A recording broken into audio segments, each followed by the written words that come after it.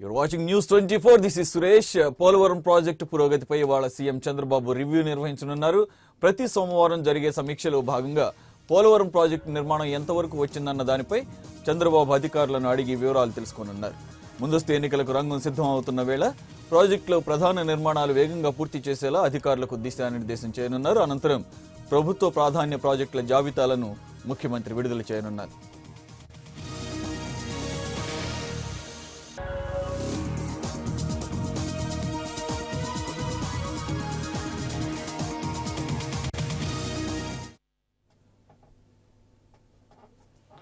విభజన హామీల అమలుపై కేంద్ర రాష్ట్ర ప్రభుత్వాల ధోరణికి నిరసనగా ఇవాళ అనంతపురంలో ప్రతిపక్ష వైసీపీ వంచనపై గర్జన దీక్ష నిర్వహించనుంది.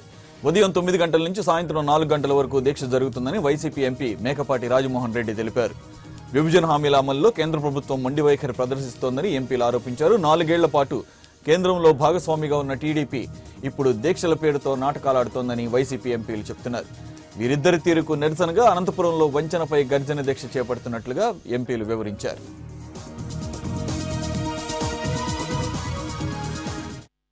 వైఎస్ఆర్ పార్టీ ఇక్కడ కార్యక్రమం చేపట్టింది. రేపు ఉదయం 9 గంటల నుంచి సాయంత్రం 4 గంటల వరకు కూడా మాజీ ఎంపీలు 5 మంది రాజీనామా చేసి వచ్చినటువంటి ఎంపీలు, మన పార్టీ వైఎస్ఆర్ పార్టీ ఎంపీలు 5 మంది, అలాగే ఎమ్మెల్యేలు, ఎమ్మెల్సీలు రేపు ఉదయం 9 నుంచి సాయంత్రం 4 గంటల వరకు దీక్ష చేయబోతున్నారు. ముఖ్యంగా మీ అందరికీ తెలిసిందే, రాష్ట్ర ప్రజలందరికీ తెలిసిందే, మన ఆంధ్రప్రదేశ్ ప్రజలకి రాష్ట్ర విభజన సమయంలో చెప్పినటువంటి వాగ్దానాలు. వైసీపీ అధినేత జగన్ ప్రజా సంకల్ప యాత్ర 203వ రోజుకు చేరుకుంది. తూర్పుగోదావరి జిల్లాలో పర్యటిస్తోన్న జగన్ ఇవాళ ముమ్మడివరం నియోజకవర్గంలో తన పాదయాత్ర సాగించనున్నారు. ఉదయం కొమరగిరి శివారు నుంచి వైసీపీ అధినేత తన యాత్ర ప్రారంభిస్తారు. అక్కడి నుంచి పాత ఇంజరం, యానాం బ్రిడ్జ్, సుంకరపాలెం, చింతకులవారిపేట, ఇంజరం, కోలంక మీదుగా తన యాత్ర సాగించనున్నారు. రాత్రికి కోలంకలో జగన్ బస చేయనున్నారు.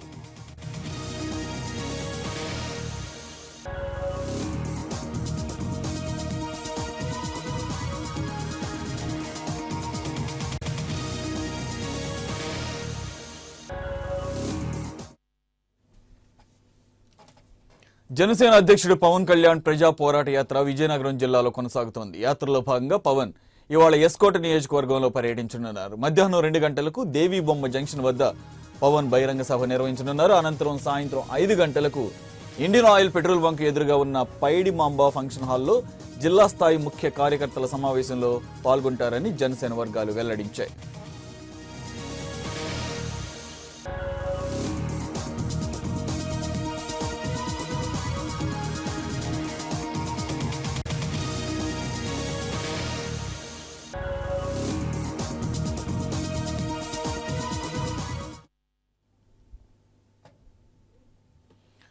పీసీసీ అధ్యక్షుడు రఘువీరారెడ్డి ఇవాళ కృష్ణా జిల్లాలో కిడ్నీ బాధితులను పరామర్శించనున్నారు. కిడ్నీ సమస్యలు ఎక్కువగా ఉన్న ఏ కొండూరులో రఘువీరా పర్యటించనున్నారు. ఉదయం 8 గంటలకు గన్నవరం విమానాశ్రయం నుంచి నేరుగా ఏ కొండూరు వెళ్లనున్న రఘువీరారెడ్డి 10 గంటలకు చెమలపాడు హరిజనవాడలో జమలయ్య కుటుంబ సభ్యులను పరామర్శిస్తారు. అనంతరం 10:30కు మన్సింగ్ తండాలో డయాలసిస్ పేషెంట్స్ ని, కిడ్నీ బాధిత కుటుంబ సభ్యులను పరామర్శిస్తారు. 11 గంటల తర్వాత ఆయన దీప్లాగర్ తండాలో కిడ్నీ బాధిత కుటుంబ సభ్యులను పరామర్శించి అక్కడే ప్రసంగించనున్నారు.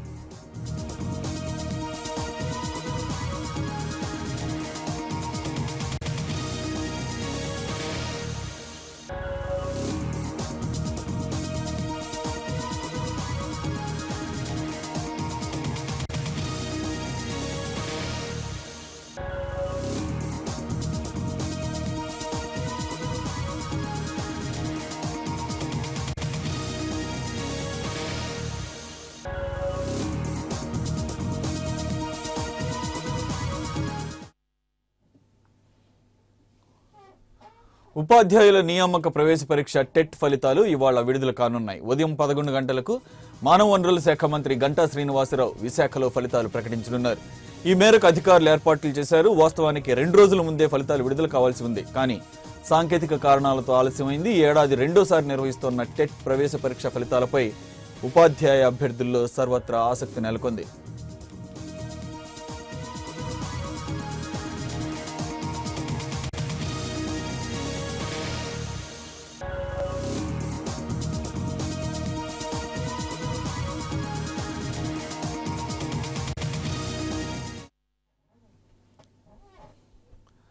నెల్లూరులో విద్యుత్ శాఖ నిర్లక్ష్యానికి ఓ నిండు ప్రాణం బలైంది.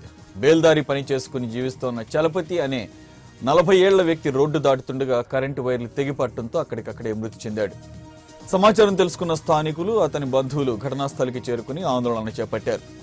మృతుడు చలపతి శ్రీకాకుళం జిల్లా సంతబొమ్మాళి మండలం రామాయంపేట వాసిగా గుర్తించారు.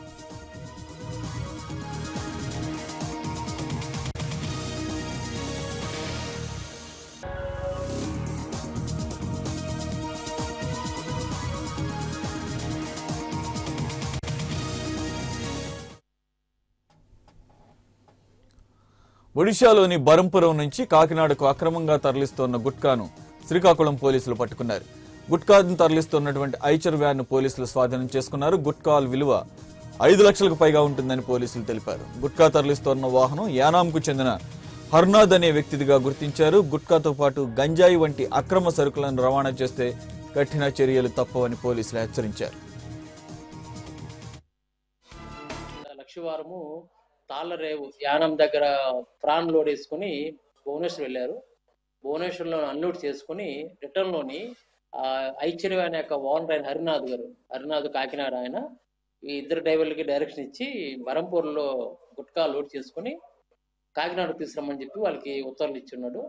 దానికి అనుగుణంగా వీళ్ళు ఏం చేశారంటే గుట్కా అనేది లోడ్ చేసుకుని దాని మీద పోలీసు అనుమానం రాకుండా ఈ పైన టార్ప్ని కప్పివేసి పైన పుషెస్ బాక్సెస్ పెట్టేసి తీసుకెళ్తుండగా మాకు వచ్చే ఇన్ఫర్మేషన్ మేరకు క్రైమ్ సిబ్బంది మేర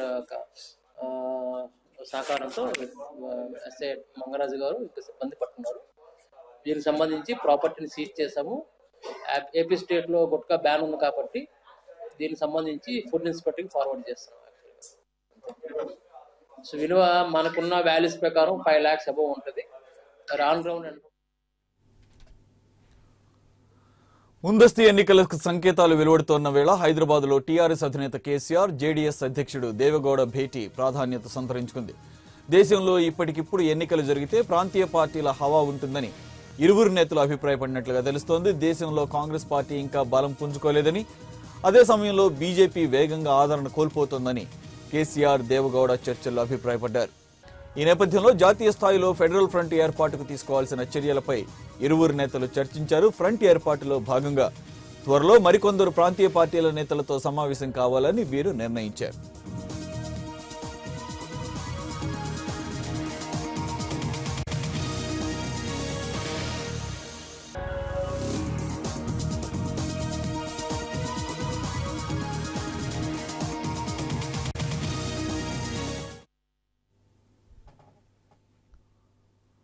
రోజు రోజుకి ప్రబలుతోన్న విష జ్వరాలపై ప్రజల్లో అవగాహన కల్పించేందుకు ప్రభుత్వం సిద్ధమైంది. విష జ్వరాలపై అవగాహన కల్పించేందుకు ఉద్దేశించిన వాహనాలు విజయవాడ నగరంలో నడపాలని కృష్ణా జిల్లా ఇన్ఛార్జ్ కలెక్టర్ విజయకృష్ణ నిర్ణయించారు. నగరంలోని వీధి వీధికి తిరిగే ఈ వాహనాల ద్వారా విష జ్వరాలపై ప్రజలకు అవగాహన కల్పించనున్నట్లుగా తెలిపారు. అందరూ ఆరోగ్యంగా ఉండాలనే ధ్యేయంతో వీటిని నడుపుతున్నట్లు వెల్లడించారు. నగరంలో తిరిగే వాహనాలను ఆమె జెండా ఊపి ప్రారంభించారు. మన విజయవాడ మున్సిపల్ లిమిట్స్లో 7 vehicles mobile malaria dengue clinics ప్రారంభించడం జరిగింది. మెయిన్ పర్పస్ ఏంటంటే మన విజయవాడ మున్సిపల్ లిమిట్స్లో 6 హాట్స్పాట్స్ ఐడెంటిఫై చేయడం జరిగింది. ఈ హాట్స్పాట్స్ ఏవి అంటే they are very prone to malarial and dengue outbreaks. So దానికోసం అవేర్నెస్ క్రియేట్ చేయడానికి ప్లస్ ఐడెంటిఫై చేయడానికి ఈ వెహికల్స్ మేము వాడతాము. ఇష్యూ ఏంటంటే compare to last 2 years this year 95% dengue and malaria outbreak తగ్గింది, which is state record actually.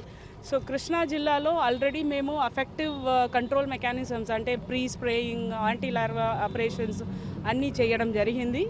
ఇప్పుడు ప్రజలకు కూడా డెంగీ రాకుండా, మలేరియా రాకుండా ఏమేం ప్రికాషన్స్ తీసుకోవాలి అది గురించి చెప్పడానికి వెహికల్స్ హైర్ చేయడం జరుగుతుంది.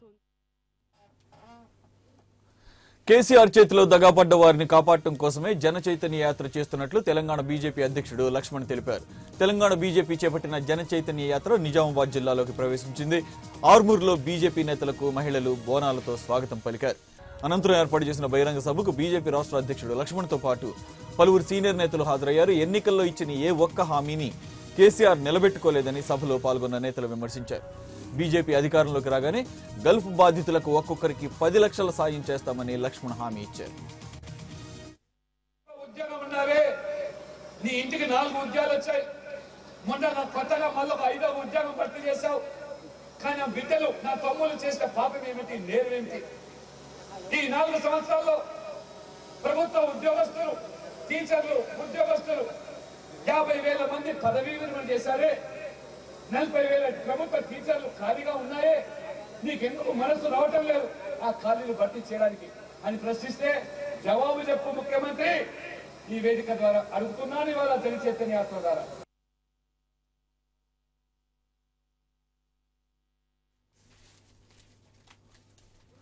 తొంభై 5% ప్రజా సంతృప్తి లక్ష్యంగా పనిచేస్తున్నామని, పేదలకు పట్టెడన్నం పెట్టాలనేది ప్రభుత్వ ఉద్దేశమని మంత్రి ప్రత్తిపాటి పుల్లారావు అన్నారు. ఆదివారం విజయవాడ లబ్బిపేటలోని రేషన్ షాపుల్లో ఆకస్మిక తనిఖీలు నిర్వహించారు. రేషన్ సరుకుల నాణ్యతను పరిశీలించి పంపిణీ ఏ విధంగా ఉందని కార్డుదారులను అడిగి తెలుసుకున్నారు. పౌర సరఫరాల పంపిణీలో ప్రజలకు ఎలాంటి ఇబ్బందులు తలెత్తకుండా చర్యలు తీసుకుంటున్నామని చెప్పారు.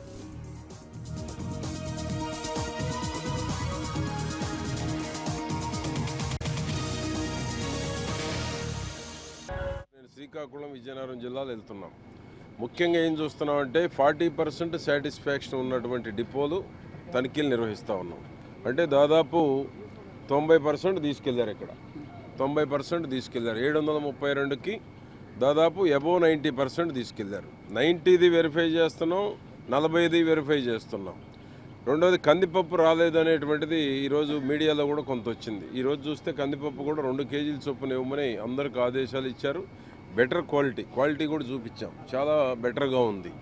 పంచదార కొద్దిగా క్రిస్టల్ తక్కువ ఉందనిపించింది, దాన్ని ల్యాబు పంపిస్తున్నాం. గాయత్రి వాళ్ళు పంపించింది కొంత అంటే మెత్తగా ఉందనేది అనిపించింది, దువ్వలాగా. దాన్ని మా డిఎస్ఓ చెప్తున్నాం ల్యాబు పంపించమని.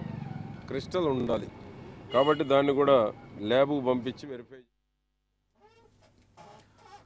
రాష్ట్రంలో చంద్రబాబు చేస్తున్న రావణ రాక్షస పాలన అంతమొందించాలి అంటే వైసీపీ అధికారంలోకి రావాలని వైఎస్ఆర్టీయూసీ అధ్యక్షుడు గౌతమ్ రెడ్డి పిలుపునిచ్చారు. కేంద్ర రాష్ట్ర ప్రభుత్వాలు అవలంబిస్తున్న కార్మిక వ్యతిరేక విధానాలకు నిరసనగా విశాఖలో కార్మిక గర్జన నిర్వహిస్తున్నామన్నారు. రానున్న ఎన్నికల్లో వైసీపీ అధికారంలోకి వచ్చేలా రాష్ట్రంలో వైఎస్ఆర్ ట్రేడ్ యూనియన్ కార్మికులు కృషి చేయాలన్నారు.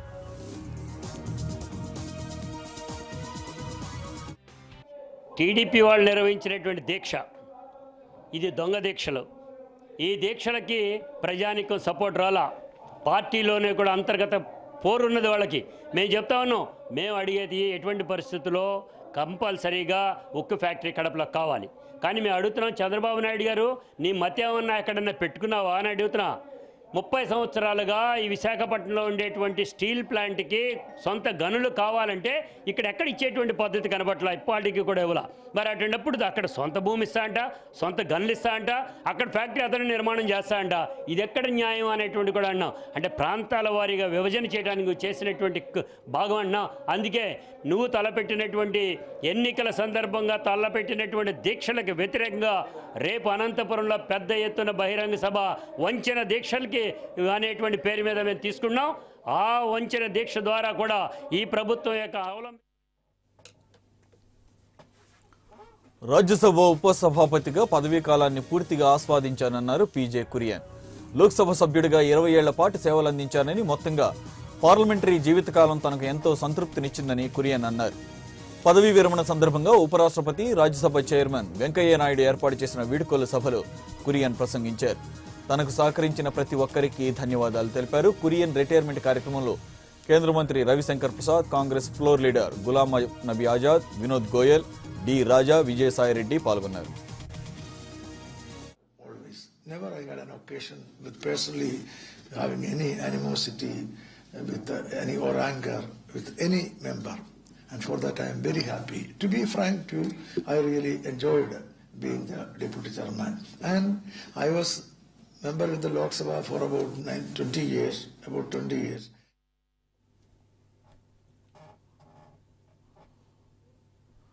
జీఎస్టీ చట్టం అమలు ప్రారంభించిన ఏడాది కాలంలో ఎలాంటి సమస్యలు ఎదురుకాలేదని కేంద్ర మంత్రి అరుణ్ జైట్లీ తెలిపారు.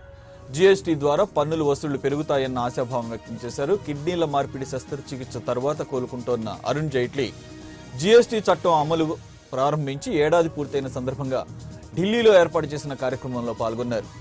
జీడీపీ వృద్ధి, సులభ వ్యాపార నిర్వహణ, వాణిజ్య విస్తరణ, మేక్ ఇన్ ఇండియాపై జీఎస్టీ చట్టం సానుకూల ప్రభావం చూపిందని జైట్లీ వెల్లడించారు. రానున్న రోజుల్లో జీఎస్టీని సరళతరంగా మార్చడం, పన్ను రేట్ల క్రమబద్ధీకరణ వంటి చర్యలుంటాయని Jaitley సంకేతాలిచ్చారు. Because prior to the 1st of July last year, we unquestionably had one of the most complicated, if not one of the most clumsy, indirect tax systems in the country. Anyone doing business had to face 17 indirect taxes and multiple cesses. He had to file multiple returns, have an interface with multiple authorities, had to suffer the cascading effect of tax on tax, which added to inflationary pressures on the economy. Each territorial jurisdiction of a state required a separate rate and a separate return.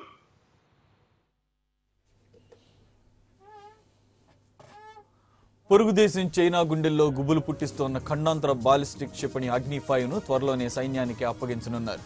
స్వదేశీ పరిజ్ఞానంతో అభివృద్ధి చేసిన అణ్వస్త్ర సామర్థ్య క్షిపణి అగ్ని 5,000 కిలోమీటర్ల దూరంలో లక్ష్యాలను ఛేదించగలదు. చైనా మొత్తం దీని పరిధిలోకి రానుంది. అణ్వాయుధాలను సైతం మోసుకెళ్లగలిగే సామర్థ్యం ఉన్న అగ్ని 5ను త్వరలోనే స్ట్రాటజిక్ ఫోర్స్ కమాండ్ SFCకి త్వరలో అందజేస్తామని విశ్వసనీయ వర్గాలు చెబుతున్నాయి. అంతకుముందే వివిధ స్థాయిల్లో ఈ క్షిపణిని పరీక్షిస్తున్నారు. ఈ క్షిపణితో చైనాలోని బీజింగ్ సహా షాంఘై, గ్యాంగ్జూ, హాంకాంగ్ వంటి నగరాలను లక్ష్యంగా చేసుకోవచ్చు.